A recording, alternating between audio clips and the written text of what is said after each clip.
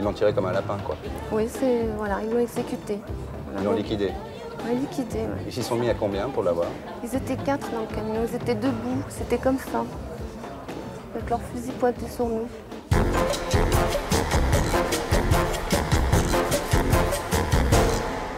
Alors Sylvia Jean-Jacquot, pendant les 18 mois durant lesquels vous avez partagé la cavale de Jacques Mérine, Oui.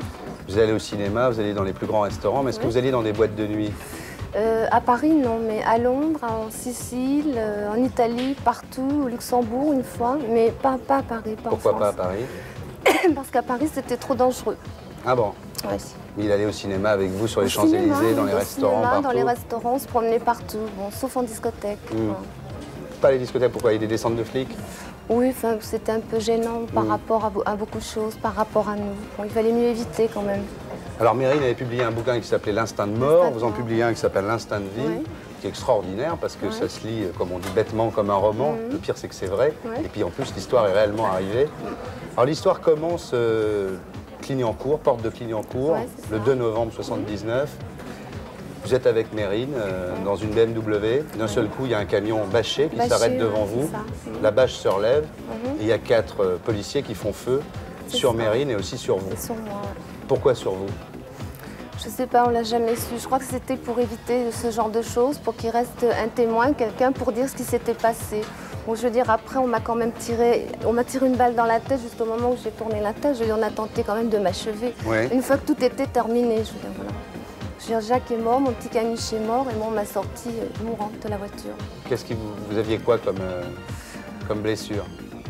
J'en ai partout, j'avais la tête explosée, je suis borgne de l'œil gauche, j'avais plus de poignet, on m'a fait une greffe osseuse, greffe des tendons, j'ai un pontage ici, enfin, bon, j'avais l'artère claquée, enfin, la veine humérale claquée. Donc on m'a fait un pontage. En fait, on voulait vous tuer, quoi. Bah, certainement, probablement, parce que je veux dire, déjà dans une BM, c'était très, très large comme ça. Ouais. On était espacés comme ça, les fauteuils sont très larges. Ils étaient à 4 mètres devant nous, 4 tireurs d'élite. Bon, je veux dire, c'est quand même... D'autant plus qu'après, quand tout était terminé, il y en a un qui est arrivé de mon côté qui m'a tiré une balle. En plus. Après quand t'es dans la tête. Ah bon, d'accord, carrément. Oui, carrément. Ouais. Alors ça, c'est le début du livre. Puis après, alors, il y a un flashback, on voit votre rencontre. Vous travaillez dans un bar à Pigalle. Ouais, Comment c'est vous avez ça. été amené à travailler dans ce bar à Pigalle? À Pigalle, c'est la première fois que j'y mettais les pieds. J'ai travaillé dans différents bars dans Paris. Et bon, à l'époque, il y avait quelques problèmes, ils enfermaient pas mal. Et comme je cherchais du travail, j'en trouvais pas. Il y a une amie qui m'a dit que je cherchais une barmaid dans ce bar-là. Donc je suis allée et voilà. Vous faisiez quoi? Barmaid. Barmaid, rien de Oui, plus. bien sûr, rien de plus. Ouais. Hein? Non, rien de plus. Et un jour, vous avez vu arriver Jacques Mérine, qui était, Voilà, qui était c'est en ça. cavale, qui venait de s'évader de la santé, qui était déguisé. Ouais. Vous saviez pas qui Déguisé. c'était? Non, pas du tout, non. Hein? Non. Et c'était le coup de foudre tout de suite? Ouais, dès qu'on s'est regardé au premier regard, ouais. Tout de suite. Vous avez su que c'était lui l'homme de votre vie. Peut-être pas tout de suite, mais en tout cas très rapidement, ouais. Qu'est-ce qu'il vous a dit quand il vous a vu comme ça la première fois? Bah, derrière le bar, au comptoir. Rien, il m'a dit bonjour et je lui ai demandé ce qu'il prenait et lui il m'a offert un verre directement. Ouais. Alors là, ça commence l'histoire, c'est assez incroyable. Il vous demande de foutre toutes vos affaires en l'air, de rien garder. Il voulait Et rien puis il du veut tout vous amener en passer. Italie. Et alors là, il y a plein de scènes qui sont comme un film de Belmondo, quoi. C'est-à-dire qu'à un moment, vous arrivez à la frontière italienne, il y a un embouteillage à la douane et il fait la circulation. Ça, il y a un gros camion qui s'est renversé et qui bouge tout le passage. Ouais. Et il Alors, fait la circulation. Ouais, c'est ça, il est sorti, il a fait reculer toutes les voitures. Et voilà. Toujours avec sa casquette sur la tête en plus. Une autre fois à l'aéroport, il y a sa photo avec marqué recherché, puis il dit ce mec-là me ressemble. Il y avait plein de photos. Ouais. Il y avait toutes ces photos de lui, tous les déguisements imaginables. Vous aviez peur quand vous passiez la douane comme ça avec lui? Non, Hein? non, Pas du tout. non, pas du tout. Puis une fois, vous êtes allé faire une affiche avec marqué Wanted aussi avec sa tête. Ouais, c'est ça, ouais, la mienne et la sienne. Vous êtes allé louer une maison à un brigadier en retraite. Après, ça, c'est quand il a voulu acheter l'appartement.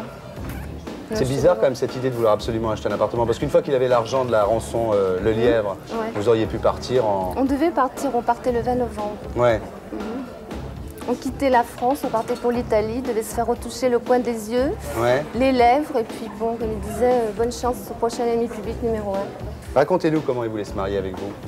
Il voulait faire braquer par ses amis la mairie du 8e arrondissement et nous marier sous la force, avec ses calibres, comme il disait. Il voulait que vous soyez mariés par un maire Voilà, sous la légitimement, menace d'un... sous nos vrais noms, c'était pas possible, Ouais, je veux dire, ouais. donc ça pouvait être que sous la menace de ces revolvers. Voilà, Alors, ce qui est très étonnant et en jean et en basket parce qu'après il fallait partir. Il fallait partir en courant. En courant, ouais. Mais ce qui est très étonnant dans votre bouquin, c'est que c'est raconté, effectivement, ça fait très Tintin comme ça fait très aventure, gendarme et voleur, quoi. Quand il parle de le lièvre, il dit on va kidnapper le fils.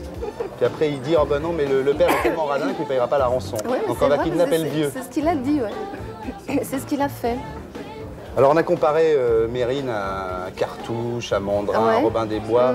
En fait, quand on lit, quand on sait qui il était, même quand on lit votre bouquin, quand même, il n'a pas que ce côté-là, redresseur de tort. Il a quand même un côté un peu beauf, quand même. Quand il passe ses journées à regarder la télé en critiquant tout ce qu'il voit dans ses charentaises. Bon, il adorait rien de tant que, je veux dire, que bon, de dîner à la maison, de rester dans le canapé et de regarder sa télé, n'importe quoi, pourvu que ce soit la télé qui marche. En fait, on s'aperçoit que l'ennemi public numéro 1 était assez petit bourgeois, finalement. Oui, mais c'est exact, c'est la vérité.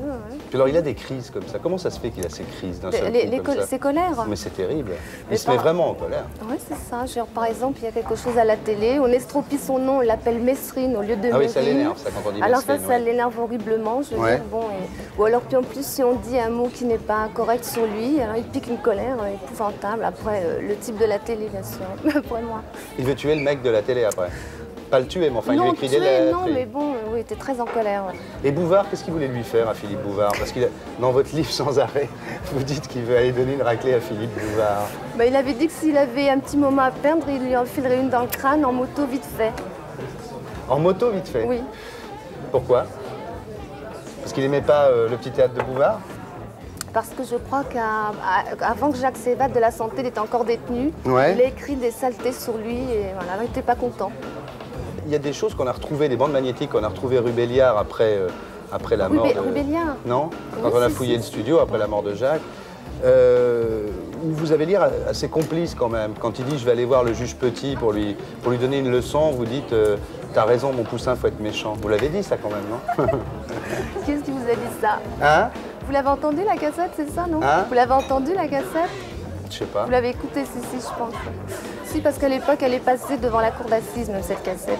Vous avez vraiment dit ça? Ouais. C'est pas très bien quand même. Je veux dire, bon, il allait pas le tuer, il allait lui filer une correction et lui prendre ses dossiers. Vous pensez vraiment qu'il voulait pas le tuer? Non, je crois pas, non. Alors on apprend dans votre livre comment Mérine s'est fait attraper, quoi. C'est l'histoire de la R5 qui est digne d'un roman policier. Pour inventer ça, je veux dire, faut... C'est-à-dire que lui, en fait, il avait une R14, la police parle d'une R5, son copain qui lui avait prêté la R14 garde la R14. Non, Jacques avait acheté la R14. Ouais. Après, il la passe à Charlie Bauer, qui garde la R14. La police parle de R5 et lui se met à parler de R5 aussi. De R5, voilà. Donc la police se rend compte que s'il parle lui de R5, c'est qu'il avait gardé la R14 ou qu'un de ses amis l'avait gardé. Voilà, c'est ça. Et c'est comme ça qu'il se fait attraper. Mais ça a déjà été dit, ça, ou c'est la première fois qu'on le dit? Je sais pas, je crois. Il me semble que c'est la première fois qu'on lit ça dans la presse ou dans un livre, non? Je suis pas sûre, parce que comme j'ai jamais vu la presse, mais moi je l'ai jamais vu si avant on en a ça. parlé, ça doit être très peu. Parce que les flics ont toujours dit qu'ils avaient filé Charlie Bauer, mais on ne savait pas l'histoire de la R5 et de la R14. Ils sont remontés ça, parce que la voiture était déclarée, et donc ils sont remontés par ça, par plein de choses. Mais enfin, bon, aussi paraît-il que lui, Charlie, il avait été balancé par quelqu'un qui avait un ami dans la police. Vous avez été acquitté, vous avez passé 2 ans en prison et vous avez été acquitté. J'étais acquittée, oui. Vous avez porté plainte, parce qu'en fait, les flics n'étaient pas en légitime défense quand... Non. Non. Pas du tout, même pas avec lui, non. Donc il n'y avait déjà pas vraiment de raison de tirer sur lui, encore moins sur vous. Donc vous avez commencé par porter plainte. Oui, ça n'a jamais... Ensuite, vous avez été acquitté. Est-ce que ça a été un deal entre votre avocat et la justice en disant nous on retire notre plainte et puis Non, je veux dire, bon, j'ai été acquittée, je suis passée aux assises, le procès a duré 8 jours, j'ai été acquittée. J'avais plusieurs inculpations de recel, j'ai eu un non-lieu. Ouais. Mais ça n'a rien à voir avec la plainte, parce que la plainte, on a toujours essayé de faire avec Maître Jurami ce qu'il fallait pour, et à chaque fois, bon... C'est pas possible. Non, parce qu'ils disent que c'était le doyen des juges d'instruction, j'avais vu, que d'après le procès verbal du commissaire Broussard, il n'y a ni crime ni délit. Voilà. Ah bon? Non. Alors donc, il a arrêté là, c'est tout. Le commissaire Broussard dit nous sommes descendus du camion, nous avons encerclé la voiture, nous avons compté jusqu'à 3, nous avons ensuite crié police aux les mains, rendez-vous et croyez voir. Voilà, enfin voilà le procès verbal. Vous savez que c'est pas vrai ça? Ah oui, ça, oui, tout à fait. Vous savez qu'ils ont tiré directement? Directement, exactement. Ils l'ont tiré comme un lapin, quoi. Oui, voilà, ils l'ont exécuté. Ils l'ont liquidé? Oui, liquidé, oui. Ils s'y sont mis à combien pour l'avoir? Ils étaient 4 dans le camion, ils étaient debout, c'était comme ça. avec leur fusil pointé sur nous. Il y avait une chose en bois comme ça en bas, ils étaient debout avec leur fusil penché. Il le savait, lui, qu'il allait se faire attraper? Oui, mais je veux dire, bon, il y a toujours, je veux dire, bon, il savait que si on le prenait, on lui mettrait une balle dans la tête. Il vous l'avait dit, d'ailleurs. Oui, mais je veux dire, il gardait quand même toujours l'espoir, parce que je veux dire, il avait prévu l'appartement au cas où, la chirurgie esthétique, je veux dire, tout était prévu. Je veux dire, bon, même s'il savait ça, il gardait quand même l'espoir de pouvoir partir et de passer au travers. Ce qui est extraordinaire, c'est que ça arrive juste au moment où vous alliez partir. Oui, on partait le 20 novembre, 15 jours après. C'est comme dans les films. Ouais.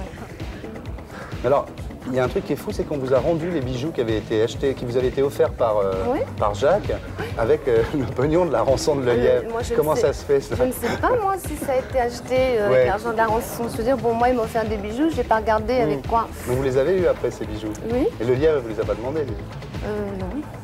Mais moi, je ne sais pas avec quoi Jacques m'a offert les bijoux. Je ne sais pas si c'est l'argent de la rançon, si ça ne l'est pas. Mais dans votre livre, ce qui est dingue, c'est que vous n'avez pas de remords, pas de regrets. Non, non, bah non. Je suis désolée, mais non. Pas de repentir? Non, non plus, rien, non. Vous faites quoi maintenant? Maintenant, je suis restée sans travailler et là, en ce moment, je dépanne une amie qui vient d'ouvrir un bar il y a 2 mois. Et pour l'instant, bon, comme elle n'avait personne, je la dépanne en attendant. Mais donc bon, vous tenez un bar pour le moment? Non, je ne tiens pas un bar, je dépanne une amie. Enfin, je suis barmaid chez une amie qui vient de prendre un bar. Et là, ça, je la dépanne en ce moment. Elle a ouvert il y a 2 mois. Vous n'avez plus d'histoire avec la police, là? Non. Si c'était à refaire, vous referiez la même chose? Oui, j'ai toujours dit qu'il en valait la peine. Il valait la peine d'être connu, ouais. Je veux dire, même sachant les suites, je veux dire, ouais. Non, je ne regrette pas, même si maintenant je suis borgne, handicapée, estropiée, tout ce qu'on veut, non, je ne regrette pas, non. C'est beau l'amour. Enfin, oui, c'est beau, mais je veux dire, bon, il en valait vraiment la peine. C'était quand même quelqu'un de bien. Je suis désolée, mais en dehors d'être l'ennemi public numéro 1, le personnage dans la vie, c'était quelqu'un de bien. Et pour être sûr de ne rien rater de Inarditube, abonnez-vous et mettez un pouce bleu.